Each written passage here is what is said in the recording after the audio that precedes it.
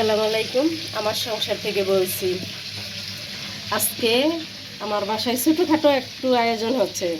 আমার বাসায় আমার ছোট ছেলের দাদি শাশুড়ি আসতেছে, উনি আর আসে নাই, আজকেই প্রথম আসবে আমার বাসায়। তার জন্য হালকা পাতলা একটু রান্না করতেছি।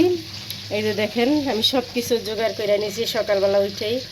আদা বাটা, পেঁয়াজ কাটা, কাঁচামরিচ কাটা, তারপরে এই যে মুরগির রোস্ট কুইটা নিচ্ছি, তারপরে রোস্ট কিছু চুলায় দিছি, ভাজতেছি। তারপরে এই যে হলো গরুর মাংস, এই যে হলো মুরগির মাংস। আমি রান্নার টাইমেও আপনাদেরকে দেখাবো, ছোটোখাটো রান্নাটা একটু দেখতে থাকেন আপনারা। প্রথমে ডুবা তেলে ভাজি। ডুবা তেলে ভাজলে কি হয় যে ভিতরে কোনো হাড়ের ভিতরে রক্ত থাকে না। আর অল্প তেল দিয়ে একটু করে ভাজলে হাড়ের ভিতরে দেখা যায় রক্ত থাকে। এক একজনের রান্নার পরিবেশ এক এক রকমের, সবার রান্না কিন্তু এক না, আর সবার স্বাদও কিন্তু এক না মুখের। ঠিক আছে, আমি সবসময় এইভাবে ডুবা তেলে রান্না করি। এই তেলটা দিয়েই আমি মনে করেন মাংসগুলি আবার রান্না করে ফেলাই। অন্য অন্য মাংস যে রান্না করি, মুরগির মাংস, গরুর মাংস, এটাতে আবার মনে করেন হবে এই মুরগির মাংস যে রান্না করব, মুরগির মাংসটাও ভাইজা রান্না করব। রোজটা বাঁচতেছি এখন, মুরগিটাও আবার পরে ভাইজা তারপরে রান্না করবো একই তেলে। ভাজা হয়ে গেছে, এখন আমি উঠাইতেছি। এই যে দেখেন, সব সময় তো আপনাদেরকে ছাদের গাছের ভিডিও দিই, এই যে আজকে রান্নার ভিডিও দিতেছি। দেখছেন আমার রোজগুলি কত সুন্দর করে ভাজা হয়েছে। এটার ভিতরে কোনো রক্ত থাকে না। অনেক সময় দেখা যায় বিয়ে বাড়িতেও মাঝে মাঝে খাইতে যাই, এই হাড্ডি ভাঙলে রক্ত থাকে ভিতরে।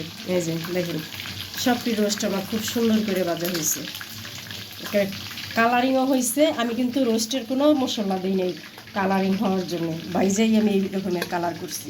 এই যে আমার রোস্টের মশলা মাংসগুলি সব ভাজা হয়ে গেছে। এগুলি ভাইজা আমি রাইখে এখন আমি যে মুরগির মাংসটা রান্না করব ওই মাংসটাও ভাইজা নিছি। মুরগির মাংস রান্না করার মাংসটা একটু ভাইজা নিলে কি হয় যে মাংসটা ভাঙ্গা যায় না, একটু শক্ত থাকে। কেননা ব্রয়লার মুরগি তো একটু নরম হয়, এমনিতে একটু ভাইজা নিলে ভালো হয়। গরুর মাংস আমি এটার ভিতরে বসাবো। এটার ভিতরে বসাবো কেন, আমি গরুর মাংস মাইখা জুইকা রান্না করতে আমার কাছে ভালো লাগে। যুগ হওয়ার পরে এক একজনে এক এক রকমের রেসিপি করে, এক একজনে এক এক রকমের রান্না করে। ঠিক আছে, কিন্তু আগের মা চাচিরা সব সময় কোরবানি ঈদের মাংস যেভাবে বসাইছে মাইখা জুইখা ওইভাবেই রান্না করছে। দেখছেন আমার মাংসের কালারটা কত সুন্দর আসছে। দেখি এখন রান্নার পরে কী রকমের কালার আসে। আমি আর কোনো ঝোল দিব না, এর ভিতরে মাংসটা রান্না আমার হয়ে যাবে। একবারই আমি এভাবে বসাইয়া দিব চুলাতে। এই পানিতেই আমার একেবারে কষা কষা হবে মাংসটা, আমি আর কোনো পানি দেব না। আর রান্না করার মুরগির মাংসটাও আমার এই যে ভাজা হয়ে গেছে। আমি এইভাবে মাংসটা ভাইজা নেই কেন, যে মাংসটা আর ভাঙে না। আর এমনি তো ব্রয়লার মুরগি তো ভাঙা যায়, জানিনি রান্না করতে নিলে টুকরা বড় বড় রাখলেও থাকে না। আমি পেঁয়াজটা একটু বেরেস্তা করে নিব বেশি করে, কেননা মুরগির মাংসতে দিমু, রোস্টে দিমু, পোলাওতে দিমু, এর জন্যে। সেটা হয়ে গেছে, আমি এখন একটু বেরেস্তা দিব, একটু জিরা ফাটি দিছি। এখন আমি বেরেস্তাটা দিয়ে আমি মাংসটা নামাইয়া ফেলাইব।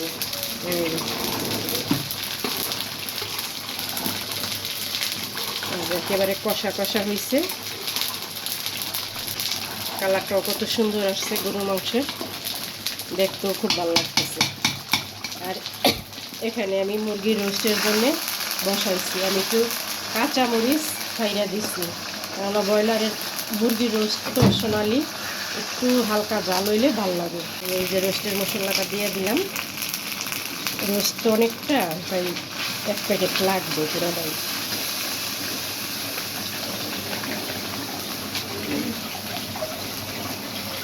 টক হিসাবে আমি একটু ভিনেগার দিয়ে দিব, তাইলে টকটা হবে।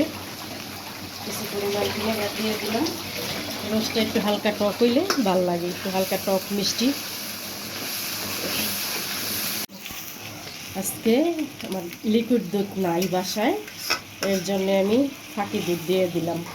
ফাঁকি দুধ দিলেও ওই বিয়ে শাদির ভিতরে যারা রান্না করে এরা ফাঁকি দুধটাই ব্যবহার করে বেশিরভাগ।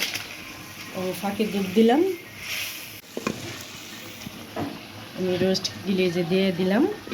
আমি বেশি ভাজি কেন, অল্প পানি দিয়ে সুন্দর করে রান্না করে ফেলাই, তাই বেশি ডুবা তেলে ভাজি। ডুবা তেলে ভাজলে রান্নাটা ভিতরের মাংসটা খুব সুন্দরভাবে সিদ্ধ হয়, খাইয়াও টেস্ট পাওয়া যায়। এখন যদি আমার অল্প জাল হয় তাও কোনো সমস্যা হবে না, কেননা আমার ভিতরের থেকে মাংসটা পুরাটা হওয়া। এখন জাস্ট মশলাটা যে গন্ধ একটা গ্রান আছে, কাঁচা গ্রান গন্ধটা এটা চলে যাবে। যে তেজপাতা দিছি, এই যে নারকেল দিতেছি, দারুচিনি দিতেছি, আর এটা হলো এলাচি দিতেছি, এটা হলো গোলমরিচ দিতেছি, সাদা কালো দুটোটাই মিলানো। এখন হলো জিরা বাটা দিতেছি, প্রয়োজন মতো যা লাগে দিতেছি।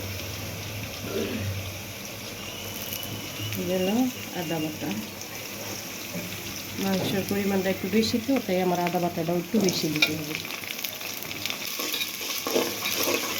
এই সাইডে আমার রোস্টটা হইতেছে, এই যে এইভাবে দিচ্ছি, একটু বেশি তো ওই লেগা বড়া কড়াইতে দিচ্ছি।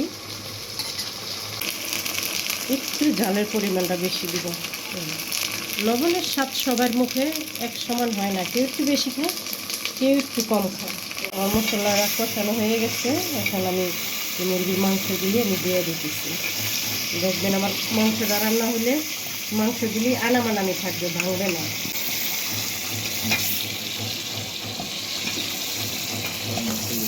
সুন্দর করে ভাইজা দিচ্ছি তো এটার ইয়া হবে না। কষাইয়া দিলাম মশলাটা একটু ভালোভাবে। মাংসটা তো ভাজা, অল্প কিছু পানি দিলেই মাংসটা হয়ে যাবে। এটা আপনাদের সাথে রান্না, সবাই রান্না শেয়ার করে, আমি রান্নাটা শেয়ার করি না, কেননা ব্যস্ত থাকি, ব্যস্তর মাঝে রান্না হয়ে যায়, অসুস্থতা থাকে। আর এখন আমার দুইটা ছেলের বউ হয়েছে, ছোটো ছোটো পোলাপান তো, ওরা আমি অত বড় বউ আনি নাই, ছোটো ছোটো বউ আনছি। ওরা কি রান্না করে না করে আমি এটা দেখাই না, ঠিক আছে।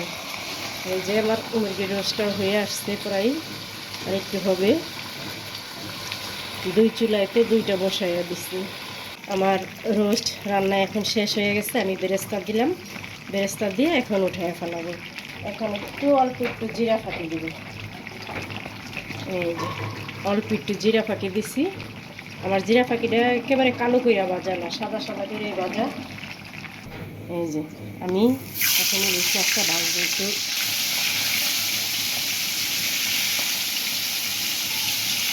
একবারই দিয়ে দিলাম, অল্প কিছু মাছ তো একবারই দিয়ে দিলাম। মরিচ ভেজা দিলাম একটু।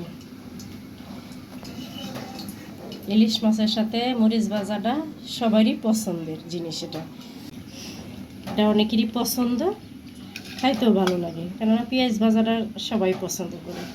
মুরগির মাংসটা আমার হয়ে গেছে, যে আমি জিরা ফাঁকি দিয়ে দিতেছি, জিরা ফাঁকি আর বেরেস্তা দিয়ে দিব, তাই শেষ। লাস্টে রান্না করব পোলাও। পোলাওটা রান্না আর কি দেখাবো, ওটা তো সবাই জানে। এই যে বেরেস্তা দিয়ে দিলাম একটু, এভাবে মাংসের ভিতরে একটু বেরেস্তাটা দিলে কি হয়, রান্নার পরে একটু গ্যারান্ডা আলাদাভাবে আসে, মাংস একটু ঘন হয়, ঘনত্বটা বাড়ে মাংস।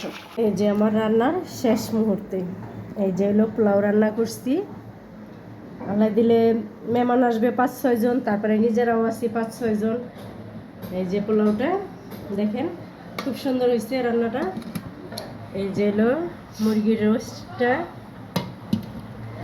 কালারটা খুব সুন্দর হয়েছে। গরুর মাংসের কালারটা খুব সুন্দর হয়েছে আলহামদুলিল্লাহ। এই যে একেবারে বিয়ে বাড়ির কালার আসছে। আর এই যে হচ্ছে মুরগির মাংসটা, দেখছেন আমার মুরগির মাংস ভাঙে নাই। আমি সবসময় ভাইজা রান্না করি, এর জন্য আমার মুরগির মাংস ভাঙে না। আর এই যে হয়েছে ডিম, আর এই যে হয়েছে ইলিশ মাছ, আর এই যে সালাদ। এই যে আমার ছেলের বউ পরিবেশন করতেছে সালাদ, এই যে সব কিছু।